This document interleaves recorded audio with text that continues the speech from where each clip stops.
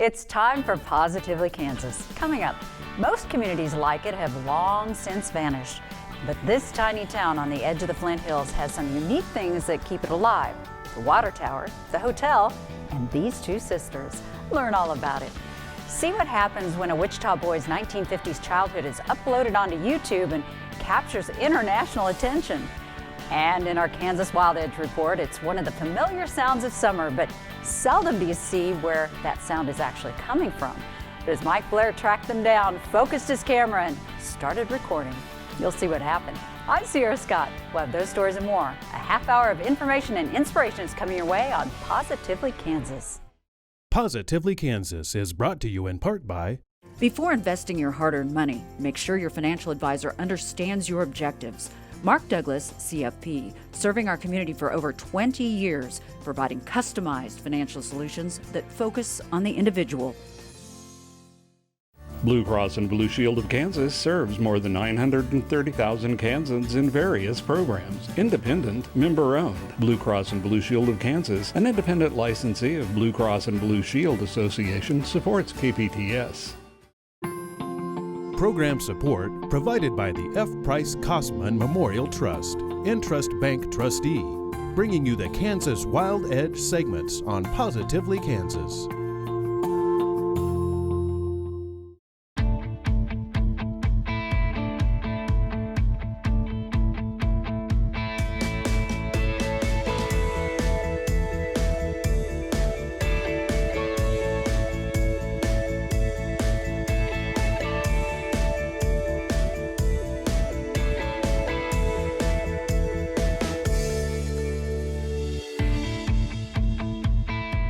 Cattle ranching, the railroad, and aviation have helped make Kansas what it is.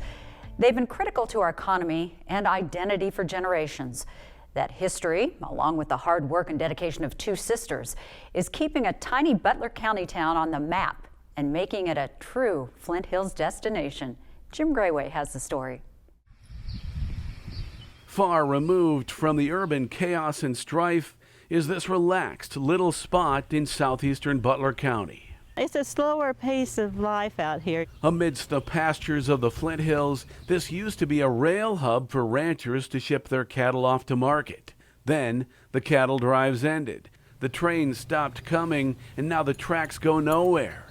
The changing times have turned a lot of small communities into ghost towns, but not Beaumont. We are alive and we are savoring our history. Marcy Brewer's family has been the driving force in Beaumont since the early 1900s. Her father ranched 228,000 acres nearby. For decades, her grandfather ran the hotel and cafe, and upon his death in 1980, Marcy moved back here. She appreciated the value of history, and she worked to save what other small towns were letting crumble and vanish. Out east here is a real big incline up the hills, the Flint Hills, and by the time they would get, the steam locomotives would get here, they would need to take on water. The Frisco Railroad built this 50,000-gallon wooden water tower in 1875 to fill up the train engines. When steam trains went away, it became one of the town's primary water sources until 1988. At that time, Marcy Brewer knew how rare and historic the water tower was. It was, after all, the only one of its kind still left. So she helped organize a committee that saved and restored it.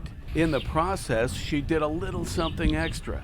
Every shingle that was put on there, when they did the preservation project, I took a permanent ink marker and put some history of Butler County on those shingles.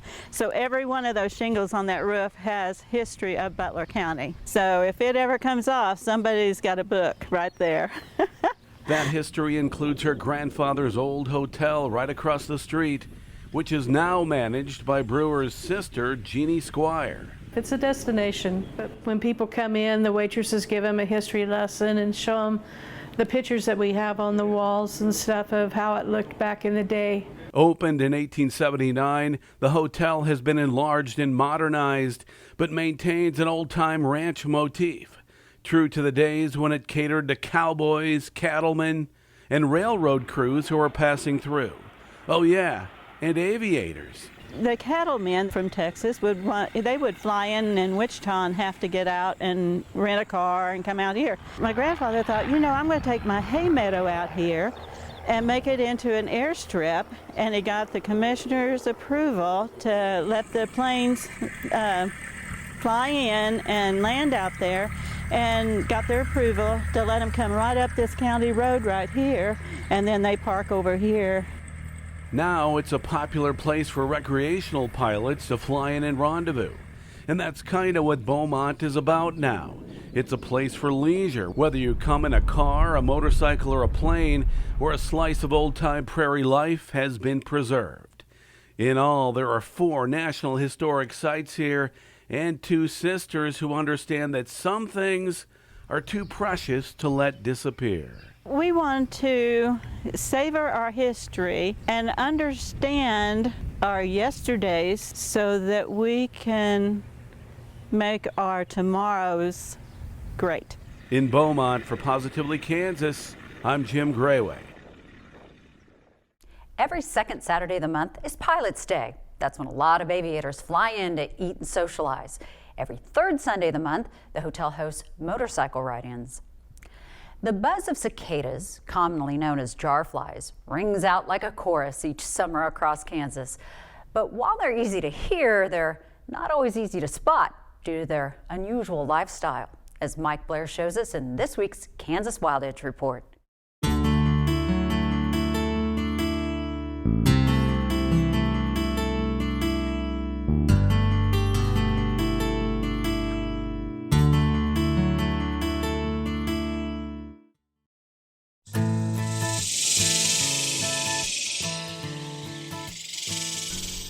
It's a hot July afternoon, and the trees buzz with the sounds of cicadas. It's a common summer sound, but you don't often see their makers. These big, hard-shelled insects stay high in leafy trees where they're hard to spot. Their loud-pitched calls, made to attract a mate, are tip-offs for hungry predators.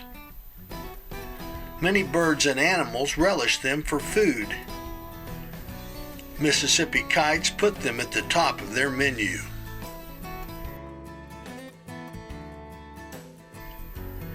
But even so, their serenades go on. Cicadas live only a week or so in the adult stage, and during that time they must reproduce. So there's no time to waste. Most of us know cicadas only by their cast nymphal skins on trees. With the adults hiding high overhead, these empty shells hint at a fascinating story that lasts up to 5 years underground before the insects emerge. Cicada nymphs eat tree roots, burrowing deep into the soil and passing years before coming to the surface. But their cycles are staggered so that some emergence occurs every summer.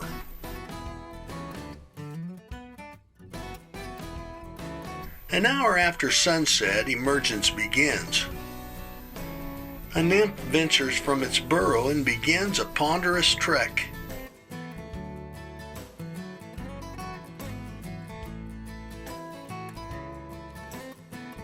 Encountering a vertical surface, it climbs. Usually, this is the tree that it lived under all of its life.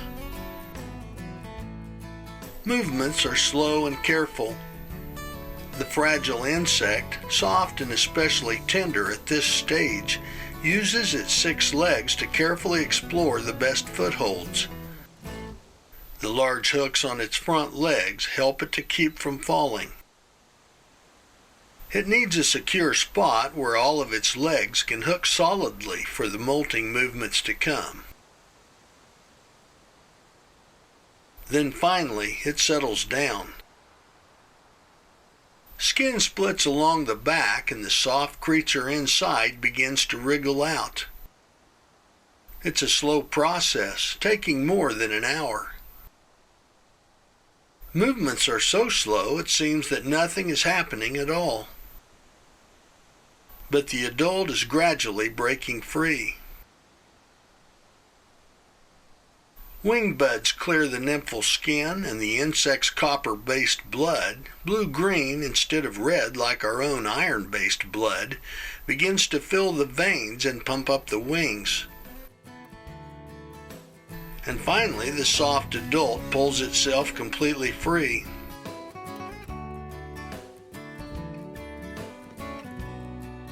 Now the adult cicada hangs.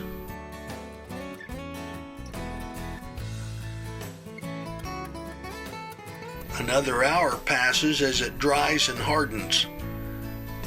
Wings reach full size, and now it's just a matter of time until they harden into their familiar plastic-like state.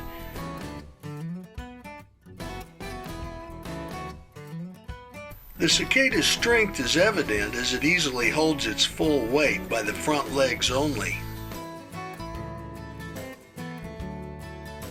Night passes. Dawn finds the now hardened adult instinctively moving onto a secure twig, leaving the old nymphal skin behind. It may hang there for weeks to remind of a summer ritual. On a July night while most are sleeping, cicadas arise to fill the air with the sound of summer. I'm Mike Blair for Positively Kansas. Cicadas were eaten in ancient Greece and are consumed today in China. They don't intentionally bite, but they've been known to mistake a person's arm for a plant limb and attempt to feed. One of the great things about traveling throughout Kansas is experiencing the hundreds of quaint, historical small towns that dot the landscape. Anthony Powell recently visited the tiny town of Zenda, located in Kingman County, where residents have a particular pride about preserving history. And you'll be amazed at how they've done it. Main Street Zenda looks much like Main Street in any other small Kansas town. But do a little research and you'll find there are things about Zenda that make it very unique, especially when you consider less than 100 people call it home. Let's begin with the name. Zenda was originally called Rochester after Rochester, Minnesota. But that got confusing because many other towns across America were also using the name Rochester. As the story goes, the wife of a Santa Fe railroad captain had read the novel The Prisoner of Zenda and loved the name. This somehow got back to town officials, and they changed the name in 1892. Back then, Zenda was a thriving place, something that is remarkably captured behind the walls of this very ordinary-looking building. I guess these were the dollhouses that I never had when I was a child.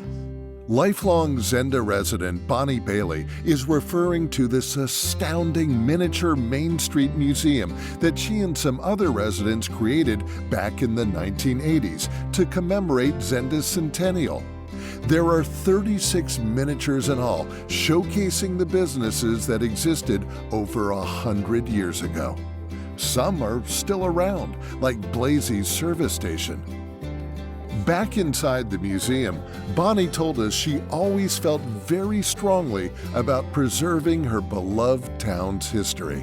You know, when you have one of those aha moments, I realized that I could do it in miniature. But what could she use to create the miniatures? Ah, yes, pictures. I remembered some pictures that I had seen when I was a child. And I called the gentleman and asked him if he still had them. He said, yes, I do. I said, could I borrow them? He said, well, sure you can. But he said, what are you going to do with them? And I told him. He said, you'll have those pictures immediately. But these weren't just any pictures. This was a goldmine collection of Zenda businesses from the late 1800s and early 1900s. Bonnie gave them to a woodworker friend of hers, who in turn supplied the plywood walls and roofs for the miniatures. Bonnie and some friends then constructed and painted the buildings in extraordinary detail, a process that took over 2 years. All these years later, she still gets a bit choked up when talking about the fabulous creation. Pride. I can see why. Just really incredible. It's even emotional for you. Yeah. Next, we move next door to the Historical Museum, housed in the old bank building. Museum Director Betty Green showed us all the fascinating items stored here, including memorabilia from the high school, which was shut down in the late 1980s. The former students really enjoy seeing their old trophies. Betty is also overwhelmed with pride every time she sets foot in here. It's just such a close community, and everyone besides myself is very proud of the community and Zenda and all the memorabilia that we've saved. You'll also find a lot of history here at the town's well-known restaurant, the Lumberyard Steakhouse, which at one time was an actual lumberyard. Folks come from miles around, some as far as Wichita, others from Alva, Oklahoma, to enjoy the home-cooked food. What an atmosphere. As you eat, there's a treasure trove of history to take in, including these beautiful floors restored from the original lumberyard. So from its well-known eatery to its fascinating miniature and historical museums, Zenda is a remarkable little town, preserving its history despite a population that has dwindled considerably over the years. A population small in number, but massive in pride. You know everyone, and everyone knows your name, pretty much, and you feel safer, I think. It's just an awesome place to live. I can't imagine living anyplace else. A place that is indeed positively Kansas. For Positively Kansas, I'm Anthony Powell. Tours of both the Main Street Miniature Display and the Historical Museum are available by appointment only. The phone number is easy to find if you just Google Zenda Community Museum. Our next story is about a Kansas family's life set to music. Jim Grayway shows us why a singer in Nova Scotia wrote a song about this family she never met in a city she never visited. I think when I enjoy watching them the most is at Christmas time. A lot of the family has passed on.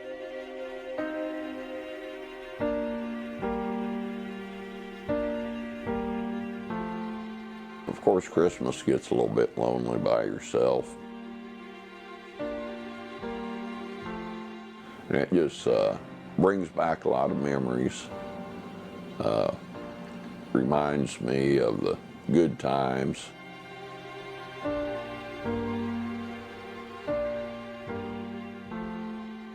Holidays, birthdays, vacations, those special times in the history of a family captured in home movies. You were a family unit. Divorce was almost unheard of back then, so most families had both parents. And it was just an easier time. In the 1950s and early 60s, Alan Glasgow lived with his mom and dad, older sister Diana, and younger sister Nancy in a middle-class Wichita neighborhood. That period of their lives is played out in scenes of classic mid-century Americana, recorded on 8mm silent film. You know, everybody came to one house. The grandparents had come up from Severy, and most of the other relatives that were there lived in Wichita. Mm-hmm. So, yeah, you had pretty big family gatherings. There are no spectacular feats, nothing shocking or outrageous. Al entitled this film The Wichita Years and uploaded it onto internetarchive.org. He says he only did it so family members in other parts of the country could watch it. You know, you always like to see your own home movies, but having to go watch someone else's back then was really boring. And so I figured the same reaction. Yet these 62 minutes of film, a compilation of some 20 reels of home movies, have struck a chord with film producers and musicians around the world. Over the past few years, the Glasgow family movies have been used in some 20 music videos and other productions.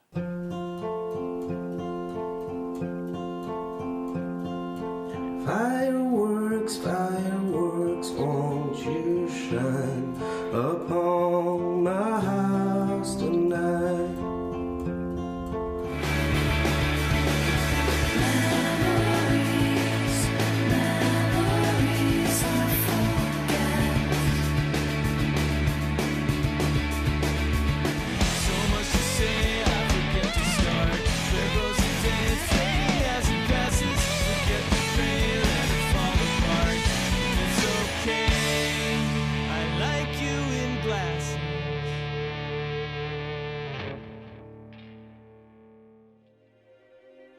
Alan allows anyone to use the film for free and is flattered so many have. Well, that's just it. Here I've been in over 20 music videos and no one knows who I am, you know, so I don't have any groupies on my front porch, so. But Canadian singer-songwriter Alanna York didn't just use clips for a video. She recently wrote and recorded an entire song about these home movies. Looking back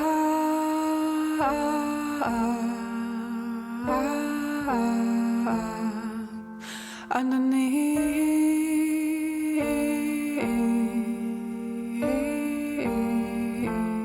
I don't know how I came to discover some old family home movies from the 50s, but this particular one was just perfect, and it just really spoke to me.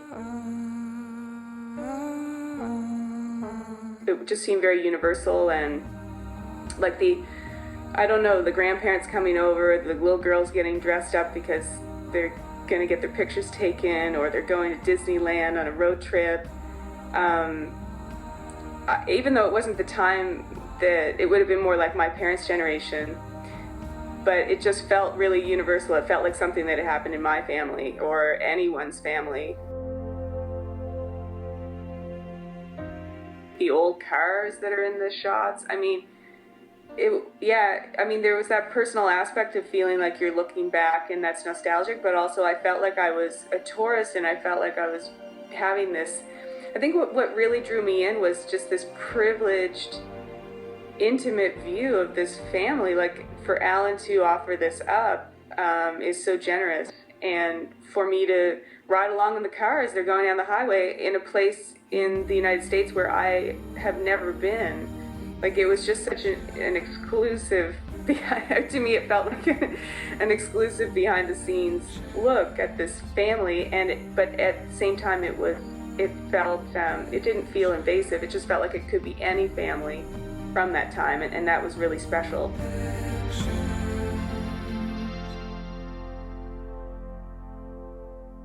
It's interesting that it's in Wichita, so I had to look up exactly where Wichita, Kansas is.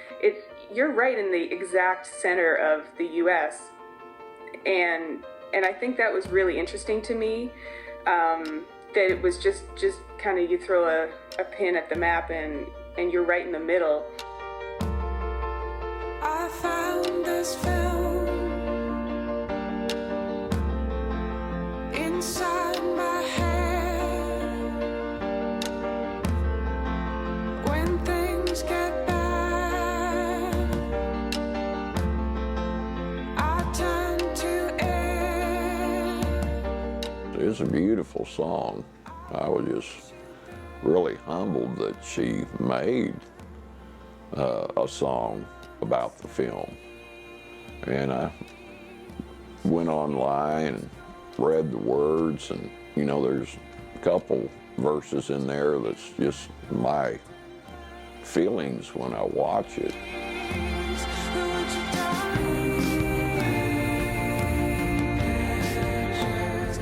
The Glasgows moved to Colorado in 1961 when Alan was 9. His dad and grandfather opened an auto parts shop there, and the business failed. The family soon moved to Tulsa, where Alan lives to this day.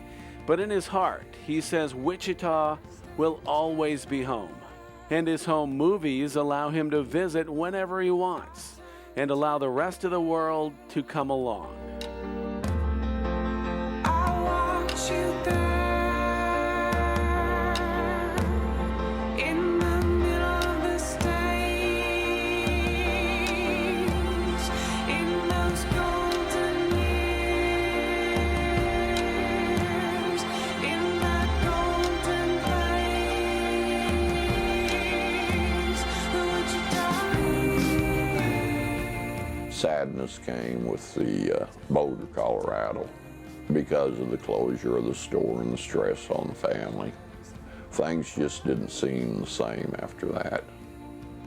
There's something just so special about the Wichita Years, and it's interesting to hear about that's how Alan sees it, with it, that being his real life, that those were happy years, because you can tell. The Wichita years are the happiest of my life.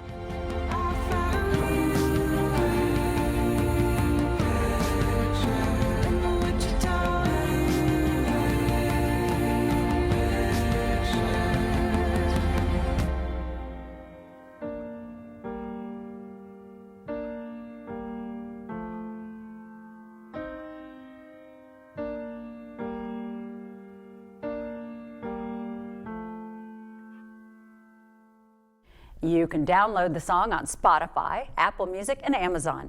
You can watch all the Glasgow family movies on YouTube or archive.org. Well, that's a wrap for this week. We hope you enjoyed the show. Email us at positivelykansas@kpts.org if you have a story idea. We always need them. Thanks for watching. I'm Sierra Scott. We'll see you again soon for another edition of Positively Kansas.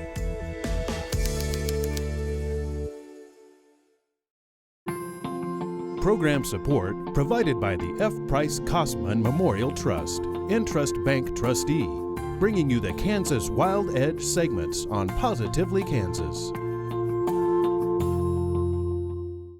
Blue Cross and Blue Shield of Kansas serves more than 930,000 Kansans in various programs. Independent, member-owned. Blue Cross and Blue Shield of Kansas, an independent licensee of Blue Cross and Blue Shield Association, supports KPTS. Before investing your hard-earned money, make sure your financial advisor understands your objectives. Mark Douglas, CFP, serving our community for over 20 years, providing customized financial solutions that focus on the individual.